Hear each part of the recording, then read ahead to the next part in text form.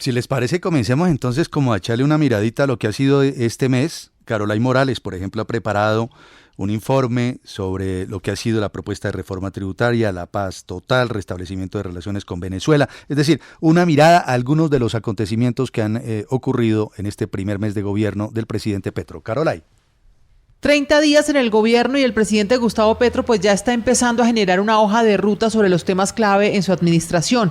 En este primer mes, la presentación oficial de la reforma tributaria pues ha generado todo tipo de debates. Es la primera vez además que el país pretende recaudar 25.9 billones de pesos, dinero que según el gobierno la mayoría irá a programas sociales. Además, también es la primera vez que en esta reforma se plantea un aumento en la carga tributaria a las personas con más dinero, pero al mismo tiempo pues también está generando una alta preocupación entre los empresarios por la posible disminución de las inversiones. Nosotros queremos que se apruebe esa reforma tributaria, mejorando lo que sea mejorable, enriqueciéndola incluso en temas que no hemos visto, en una perspectiva que disminuya la desigualdad social. Otro tema que ha estado en la agenda del presidente Gustavo Petro es la denominada paz total, una política que busca los diálogos de paz con diversos grupos al margen de la ley, entre ellos el ELN, disidencias FARC, Clan del Golfo, entre otros. Hemos recibido cartas de las autodefensas gaitanistas, hemos recibido cartas de oficinas diversas, como se les llaman, de bandas de todo tipo. En esta política de paz total, pues se ha propuesto también la modificación de la ley de orden público que plantea, entre otras cosas, una ley de sometimiento para las denominadas bandas criminales que eventualmente quieran vincularse a un proceso de paz. Esta modificación, además, a la ley de orden público todavía pues no ha llegado al Congreso.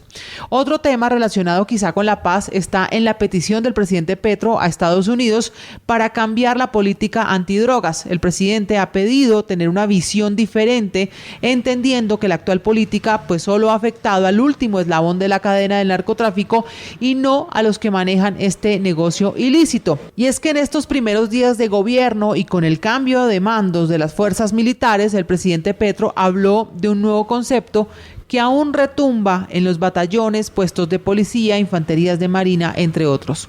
Se trata de la seguridad humana. Nosotros queremos proponer entonces el concepto que se basa no en el número de bajas, en el número de muertos, sino en el aumento de la vida. Eso es lo que llamamos seguridad humana. En cuanto a las relaciones diplomáticas, el gobierno de Gustavo Petro pues ya hizo oficial el restablecimiento de las relaciones con Venezuela. También fue protagonista Colombia al ausentarse y silenciarse en la reunión extraordinaria citada por la OEA para condenar la violación de los derechos humanos del gobierno de Daniel Ortega en Nicaragua.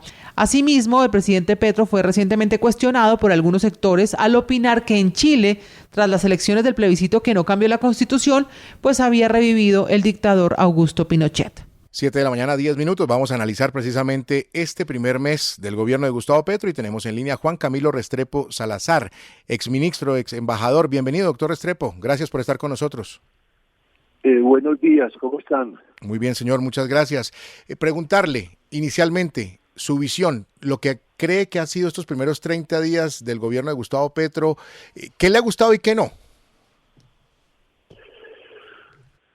Bueno, yo creo que estos primeros días han sido más de anuncios que de ejecutorias. Es entendible de un gobierno que comienza, pero me ha decepcionado un poco que no estaban listas muchos de los anuncios que han hecho. Entonces están apenas en la labor de fabricar el cómo. Han dicho el qué, pero el cómo está fabricándose apenas. De manera que ha sido una catarata de anuncios en todos los frentes, pero muy pobre aún de resultados. Es entendible, repito, pero detrás de eso uno percibe cierta improvisación, cierto haber llegado sin tener las cosas listas.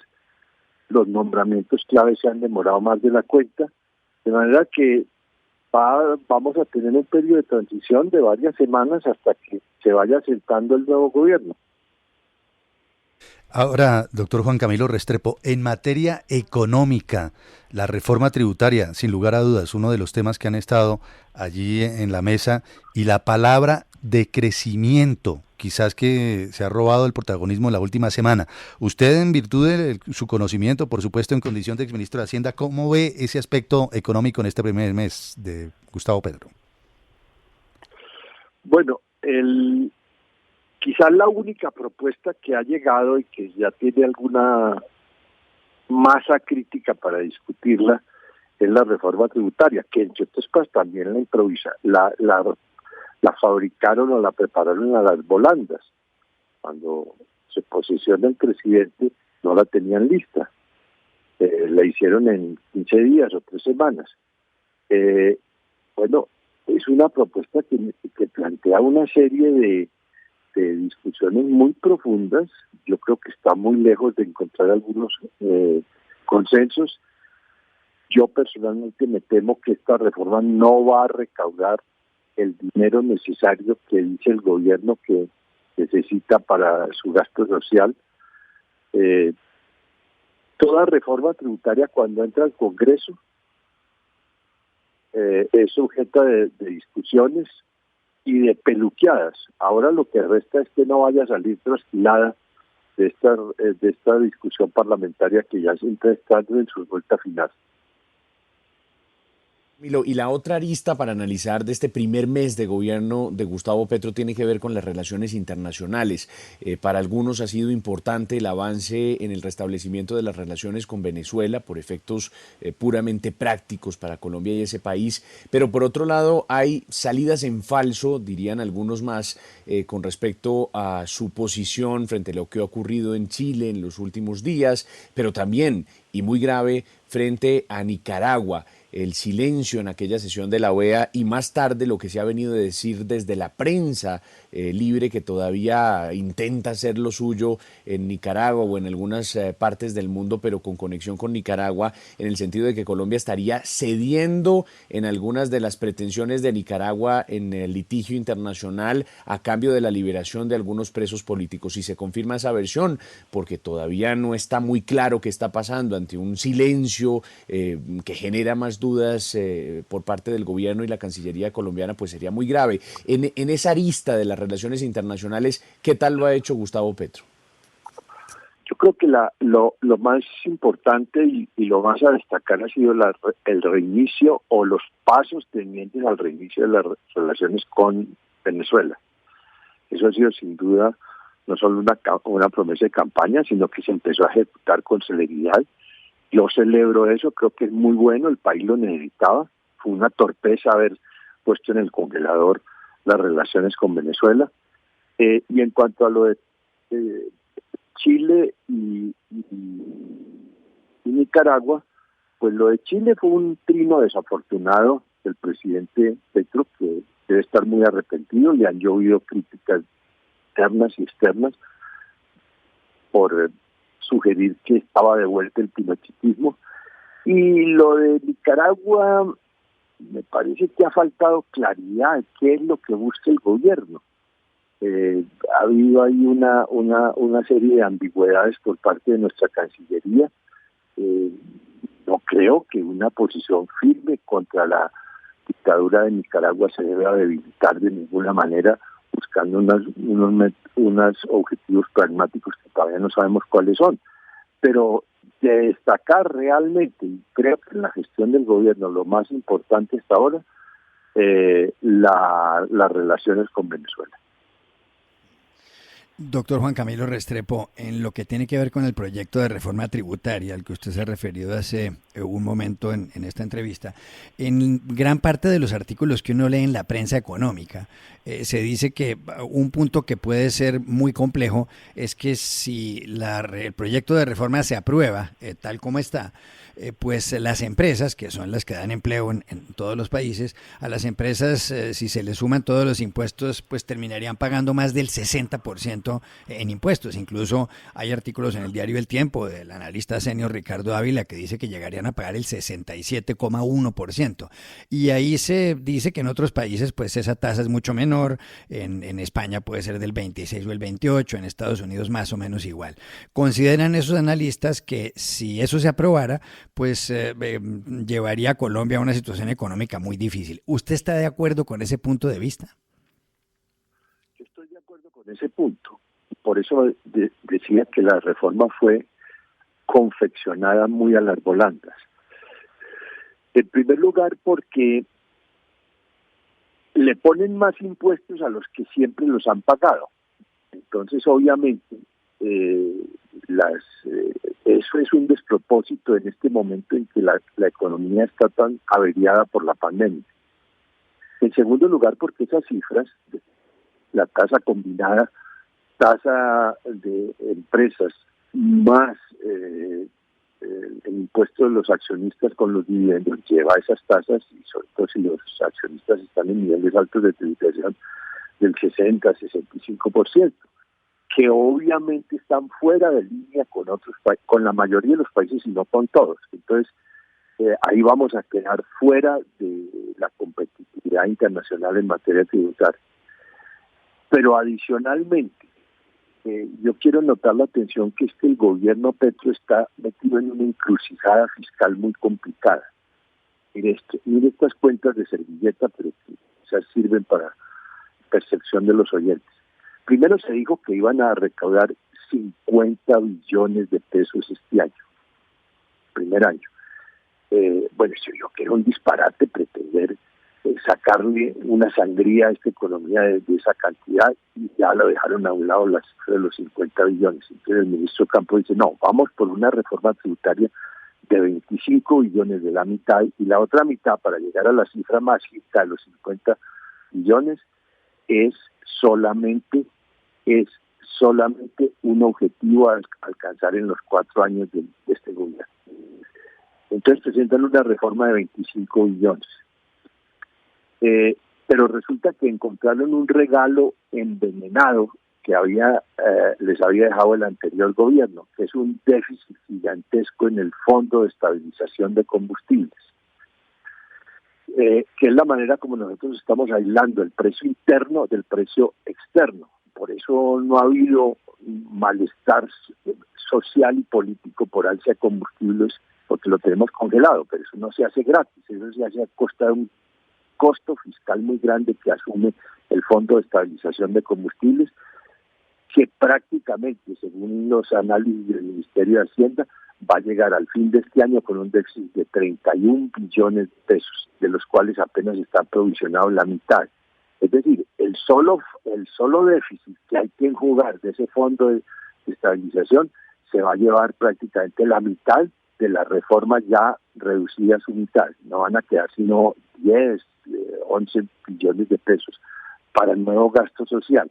De manera que cualquier concesión que empiece a hacerse en el debate parlamentario va contra una reforma ya aforada de manera muy castigada. Y ya el gobierno ha tenido que ir haciendo concesiones. Hizo unas concesiones o anunció concesiones sobre alimentos ultraprocesados, anunció que ya no va el impuesto a las exportaciones de oro, anunció que ya va a mirar nuevamente el impuesto a la renta de las personas naturales para tener en cuenta los dependientes que tenga. En fin, ha hecho unos anuncios que van a reducir la reforma tributaria. Entonces, la reforma tributaria corre el riesgo de quedar solo con una cantidad muy reducida frente a unas demandas gigantescas de gasto social que tiene el gobierno, lo cual además el gobierno ha dicho que va a cumplir la regla fiscal, y si va a cumplir la regla fiscal no se va a poder endeudar en demasía y va a tener que entonces los menguados recursos que se recauden con la reforma tributaria aplicarlos a algunos, no a todos, a algunos, y ahí viene el arte de escoger de sus programas sociales. Doctor Restrepo, en una economía averiada, como usted lo ha mencionado en esta entrevista, y teniendo en cuenta las necesidades fiscales del país, la preocupación de los empresarios, de los gremios, y también, por qué no decirlo, las necesidades políticas del gobierno, ¿cuánto cree usted que debería ser ese recaudo de la reforma tributaria como para que quedara tranquilo todo el mundo? No, tranquilo todo el mundo nunca va a suceder en un escenario de reforma tributaria. Siempre hay algunos que quedan descontentos.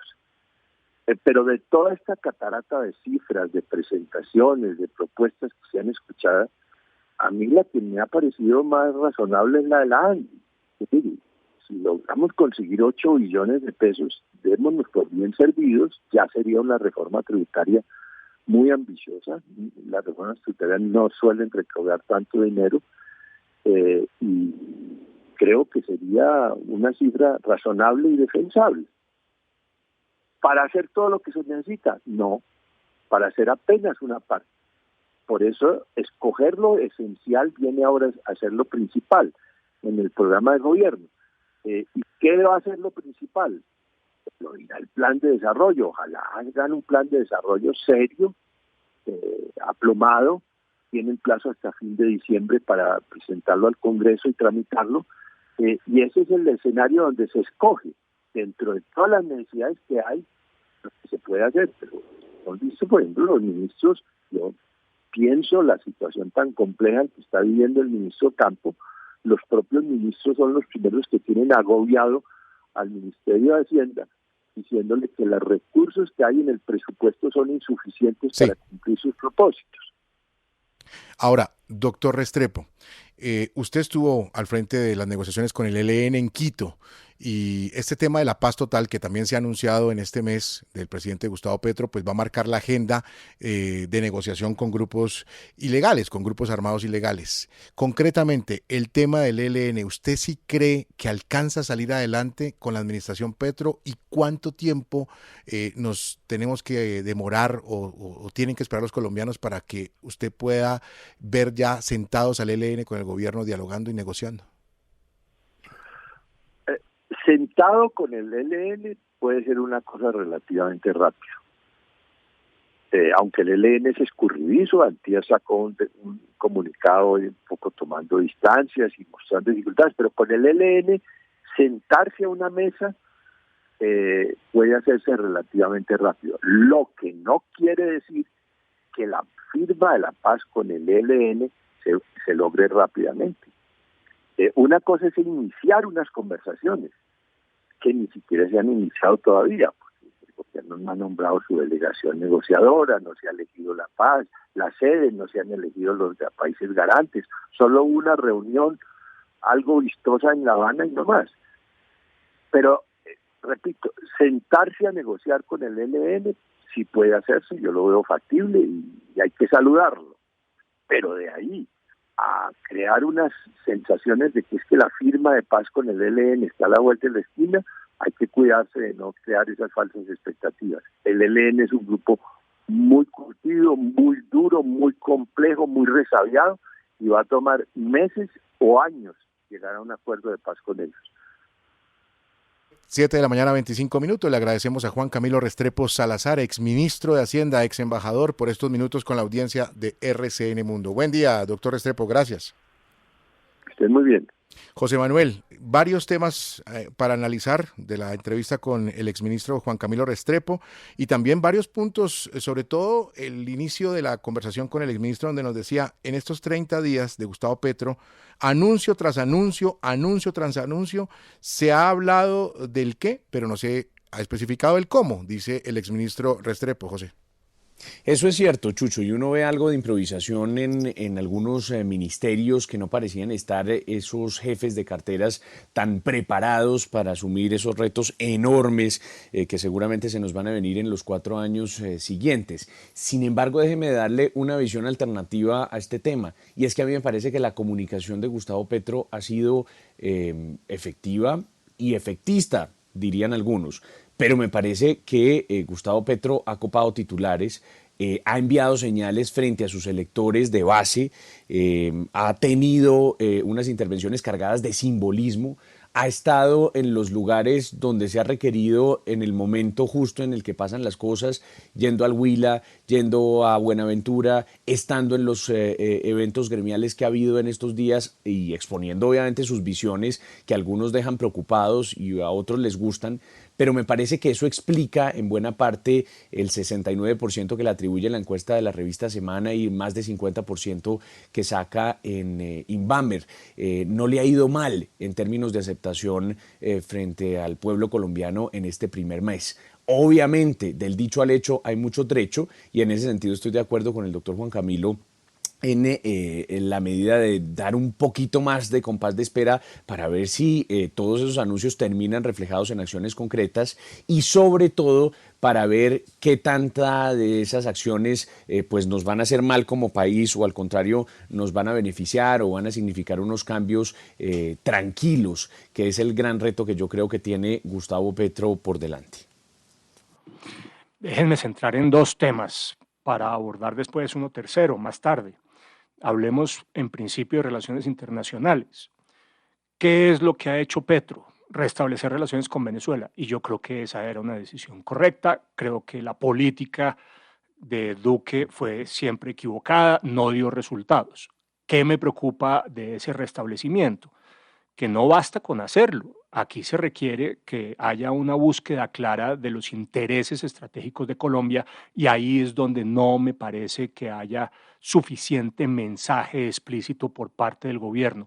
De otra manera, es que no bastaba con restablecer relaciones con Venezuela, es que hay que buscar los intereses colombianos estratégicos, y nos estamos equivocando. Las declaraciones en relación con los temas de energía, de gas, en relación con Venezuela son muy malos. Nos hacen depender de Venezuela y perder nuestra soberanía energética. Y por supuesto me parece fatal lo que se ha hecho con Nicaragua, porque no asistir a la sesión de la OEA, donde se tomaban las decisiones de condenar a ese régimen autoritario por las violaciones de derechos humanos que están sucediendo, me parecía que no tenía sentido. Y si la lógica era buscar un cambio en la posición de Nicaragua en relación con Colombia, el portazo en la nariz que le ha dado Managua a la Cancillería colombiana es total. Por supuesto, Managua no va a renunciar a nada de lo que tenga que pueda ganar en La Haya, en la Corte Internacional de Justicia. Y por finalmente, yo creo que en materia de relaciones internacionales, los trinos en relación con el plebiscito en Chile fueron totalmente desafortunados, no solamente por ser una injerencia en asuntos internos chilenos, sino sobre todo por el mensaje implícito de no respetar el resultado de la democracia. A mí eso fue, francamente, lo que me preocupó. En materia de economía, rapidísimo, la tributaria, que es el gran mensaje, es un desastre. Es un desastre porque frena el crecimiento. Sin ninguna... Porque se estimula el empleo, y basta con recordar, después podemos hacer un ejercicio más profundo, basta con recordar que en Colombia entre el 2002 y el 2017, el 72% de la superación de la pobreza se debe al crecimiento y solamente el 9% a gasto social. Jesús Prado lo invita a conectarse con RCN Mundo, con todo el mundo.